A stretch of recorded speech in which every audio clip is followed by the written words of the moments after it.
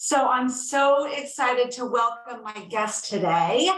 She's a great friend, and I think everybody's going to really enjoy this. So welcome, Erin Brumleve is the principal owner and multi-million-dollar producer at Innov8 Properties in Denver, Colorado. In 2022, Innov8 Properties served 63 individuals and families, selling over $50 million in volume, establishing Innov8 as the #1 group within their downtown Denver brokerage, and among the top 15 groups in the state of Colorado for Keller Williams. That's huge. A Denver resident since 2007, Erin has developed expertise in the local market trends, properties, architecture, and unique neighborhood features that make up this great city. She provides a concierge level of service when helping new residents explore or old residents seek something fresh. So welcome, my dear friend and colleague, Erin. It's so nice to have you. First of all, how's the weather out there and how are the skiing conditions? The skiing is good. We have been getting a lot of snow, so more snow on the Front Range than we have in the past few winters. So good skiing. It's snowed in the Front Range about the past 7 Wednesdays in a row. So we're supposed to get snow tomorrow to continue that trend, but today it's mild and sunny. Perfect. And how long does the ski season typically last there? So typically early season starts right around mid-November, Thanksgiving, and then it ends right around like the end of April, early May. But then there are a few resorts that like Arapahoe Basin, sometimes they can stay open until June. Sometimes people do July 4th skiing and t-shirts. So how great. Mm-hmm. It's fun. Great. Yeah, that is fun. That's really great. So tell us, how is the Denver real estate market? It's getting better. So in the past, January to February has kind of been a pivotal month. We started last month in January with about 46 average days on market. And now we're down to 11 average days on market. And, rates went down a few weeks ago and they were the lowest they had been in a little while. So I think that was prompting it. And also we have some seasonality to our market in that typically, buyers really go out right after the Broncos play their last postseason game. So the Broncos weren't very good this year. So buyer season started early. Right, exactly. Yeah. Oh, that's hysterical. And do you notice a lot of New Englanders moving there? And if they move there, is it for primary residence or secondary residence? I think in the mountains, it's definitely a second home market, and New Englanders, they love our skiing. They say that our mountains are a little bit bigger. And they like that. So and I feel like in the Front Range, like in the Denver metro area, I see a lot of New York, New Jersey, some Connecticut, and I remember we worked with a couple from New Jersey, and they specifically remarked that they liked that our property taxes were lower, and so I find that interesting. That is interesting. So on like $1 million home, what would the property taxes be, if you know?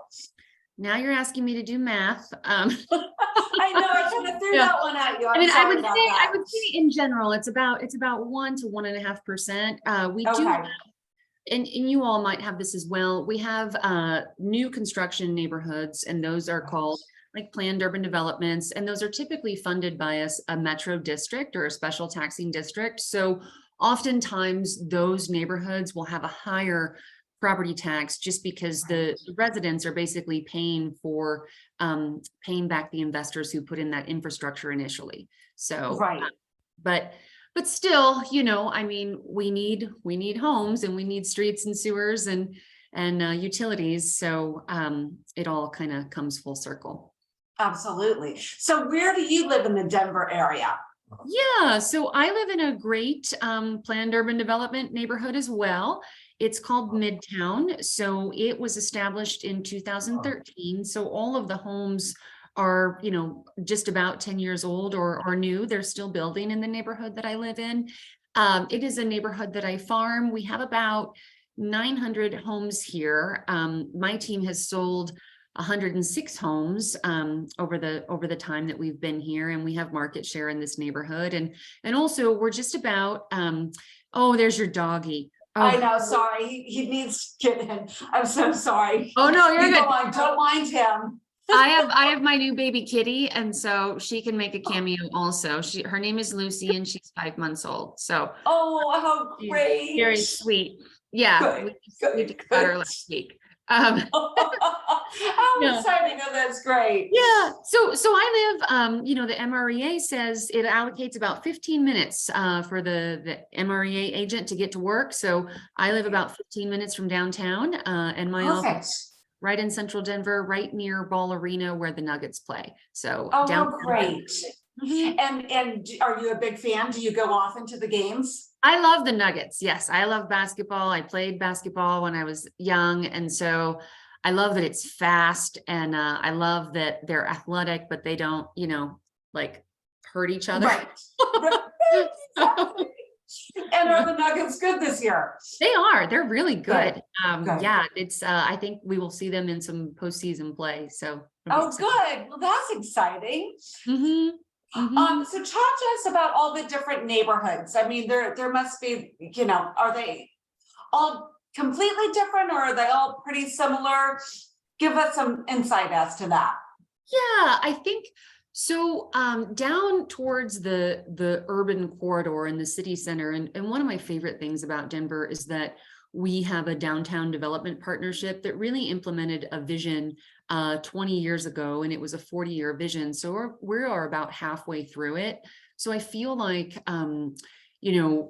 government officials, local officials are invested in the city being a vibrant community. So that's really great. So near the Capitol, we have, it's called Capitol Hill.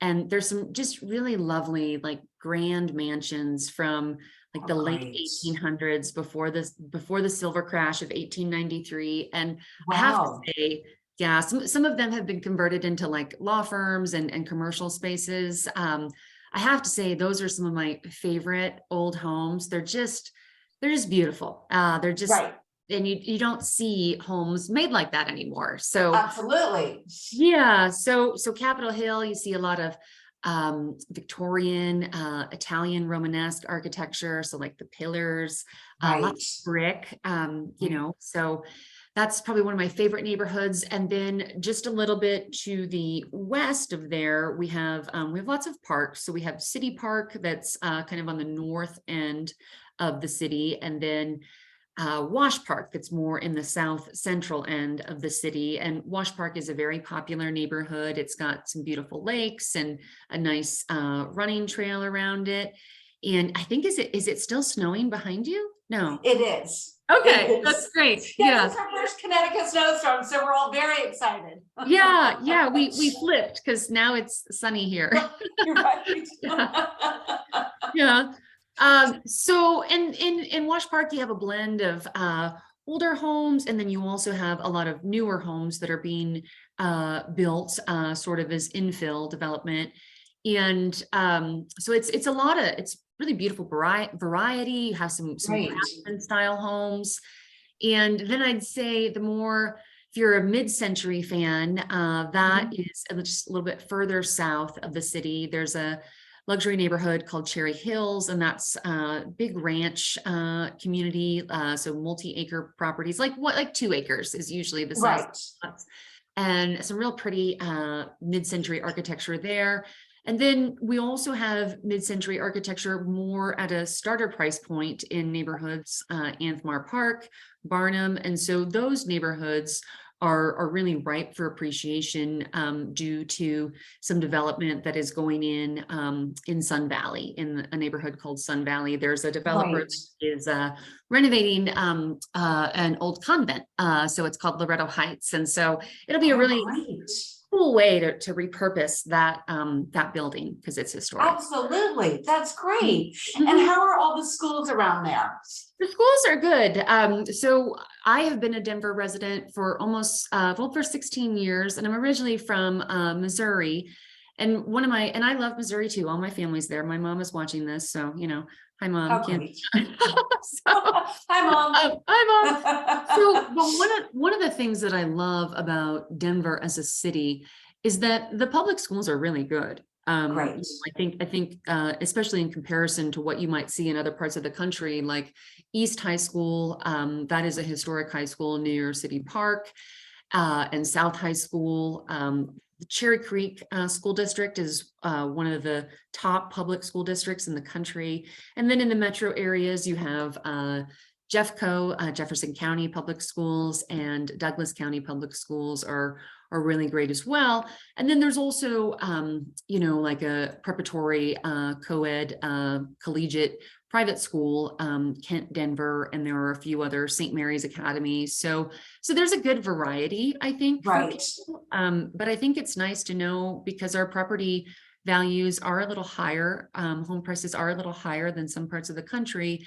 I think it's reassuring for parents to know that they're not also going to have to pay for a private school in order for their children to get a good education. Absolutely. So what does like $1 million buy you in your area? I wish it bought us more than it did. So I would say, in the new construction areas, sort of at the end of the city, like the neighborhood that I live in, $1 million can buy probably about a home just under 4,000 square feet, 4 beds, 4 baths. Yeah, and then, but in the city, in the popular neighborhoods like Wash Park and Observatory Park, University Park, and Belmar. So all of those neighborhoods, really the entry point is around 2 million for those neighborhoods, for a home around 3,000 to 4,000 square feet. But then there's also there are also bungalows and properties that could really be beautiful with some sweat equity that are a little bit below that. Right. And then what if you wanted to purchase something on the mountains? In the mountains, yes. So we are really looking into Granby Ranch and the Fraser Valley, which is in Winter Park. So we have 2 kind of mountain communities that are pretty accessible from the Front Range. And so one would be Winter Park, Grand County, and that is about an hour and 15 minutes to get to from downtown. And then we have Summit County that takes a little bit longer to get to, more like an hour and a half. Summit County is bigger, right? It's also connected to Eagle County, which is Vail and Beaver Creek. And then Summit County, you have Breckenridge and Keystone. So, I would say if you I would say a home, at least in Winter Park, you can find some 2 beds, 2 baths attached condos for right around 600,000. But anything single family is going to be at least 1.3. And then in Summit County, the prices are higher. Got it. And what do you mean when you say Front Range? What is that? Oh yeah, that's so Denver is kind of like, if you picture the D, right? So the line of the D is the mountains. Got it. So basically like the Colorado Rockies, and then if you picture Denver or Colorado's a square, the last third of the square of the rectangle is the Rockies. Yeah, and then I'm very visual, so I can draw you a map. Yeah, and then Denver the metro area is kind of like a C shape that butts up against the Front Range. So so Boulder is along the Front Range to the north. Fort Collins is along the Front Range to the north, and then to the south we have Castle Rock, Castle Pines, and then also Colorado Springs. And so that's like a north-south line, and then you've got the mountains. So we talk about the Front Range, we're basically talking about anything from Fort Collins to Colorado Springs, that's right up against the mountains. Interesting. Okay, God, that's great to know. And if for New Englanders going there, what airport do they fly into? And then how far, is downtown Denver from the airport? Yeah, so I think if you're going into Denver, I would say fly into DIA, Denver International Airport. It's Right. The third. Now, I have a friend who works at the airport, and she told me that we are the third busiest airport. I believe she said globally. I'll have to triple check Wow. that with her, but it's a really pretty big airport. Right. Lots of international flights coming in and out, and so the city of Denver is about 30 minutes from there, and there's a lot of development happening around the airport as well. So, Right. Between the Front Range and the airport, that is some opportunity for new construction and homes that are probably right around our average price point of around 650 or a little bit under that. Perfect. How great. And what are your favorite things to do? Oh, I moved here because I love the sunshine and I love to be outside. And I really do think, that how people conceptualize Coloradans of being sort of laid back and like to be outside and love their REI and, so we probably kind of are like that. Right. Yeah, I love to ride my bike. I love to run. That's why I live in the neighborhood that I live in, because there's a great bike path that I can take all the way to downtown. It's 11 miles on the bike path to downtown. Oh, great. 15 miles to Golden, which is a cool historic town that's right up against the Front Range, right before you go kind of into the mountains and the foothills there. So hiking is great. I love to ski. And I would say the majority of my socialization revolves around that. And a lot of my clients, we share those interests. And then when I'm not doing that stuff, I am a lover of the arts and a patron of the arts. And Denver has a great art scene as well. How great. Got it. Well, it sounds fascinating. I can't wait to come visit you. Yeah, it's fun. Yeah, come out. Send clients your way. It just sounds like a great spot to live in. I'm going to put Leo down. Well, thank you so much for your time. How can people get in touch with you? Oh, sure. So they can on Instagram. It's kind of easy. So it's at Erin, my first name, Erin, Innov8 Properties. And Innovate's a little tricky because we spell it INNOV, the number 8. So that's probably the easiest way. We've got a link tree there that shows us everything else. And yeah. Perfect. And I'll put your contact information in the notes. And I thank you so much for your time. This has been wonderful. It's been great chatting with you. And I hope to see you in person soon. And congratulations on all your success. Oh, thank you. Appreciate you. We'll talk to you soon. All right. I'll talk to you soon. Bye-bye. Bye-bye.